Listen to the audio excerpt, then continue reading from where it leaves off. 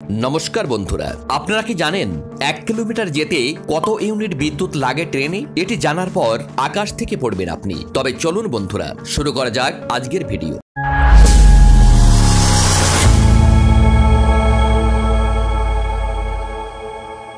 বর্তমান সময়ে দেশের বেশিরভাগ ট্রেনই বিদ্যুৎ চালিত। একটি ট্রেনকে যদি 1 কিলোমিটার অবধি যেতে হয় তাহলে তার 20 ইউনিট বিদ্যুৎ খরচ হবে।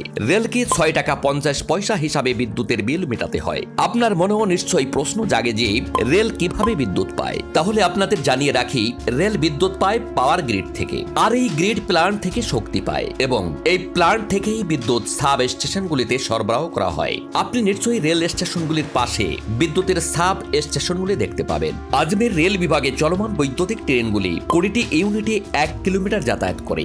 জ্বালানির খরচ এখন ডিজেল ইঞ্জিনের তুলনায় প্রতি কিলোমিটারে 220 টাকা সাশ্রয় হয়। 1 কিলোমিটার ট্রেন চালানোর জন্য প্রায় 20 ইউনিট বিদ্যুৎ খরচ হয়, যার দাম 6 টাকা 50 পয়সা হিসাবে 130 টাকা। যেখানে ডিজেল ইঞ্জিনে ট্রেন চালাতে 3.5 থেকে 4 লিটার ডিজেল খরচ হয়, যার দাম আসে 350 থেকে 400 টাকা। এই সঞ্চয়ের অঙ্কটি ট্রেন পরিচালনা বাড়ানোর পাশাপাশি রেলওয়েকে প্রচুর লাভ দেয়। বৈদ্যুতিক ট্রেন চালানোর জন্য রাজস্থানের RVPNL এবং গুজরাটের গেটকো পাওয়ার কোম্পানির কাছ থেকে ইউনিট প্রতি 6 টাকা 50 পয়সায় বিদ্যুৎ কিনছে সাব রেলওয়ে। আজমের ডিসকম এবং গুজরাটের কোনো ডিসকম উন্মুক্ত বিদ্যুৎ ক্রয়ের সাথে জড়িত নয়।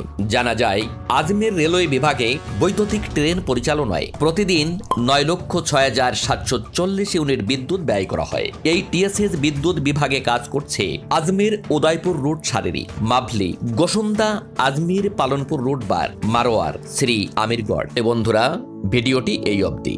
আপনাদের যদি ভিডিওটি ভালো লেগে থাকে তাহলে অবশ্যই চ্যানেলটিকে সাবস্ক্রাইব করে দেবেন এবং কমেন্ট সেকশনে আপনাদের মতামত জানিয়ে দেবেন। ভালো থাকবেন সবাই।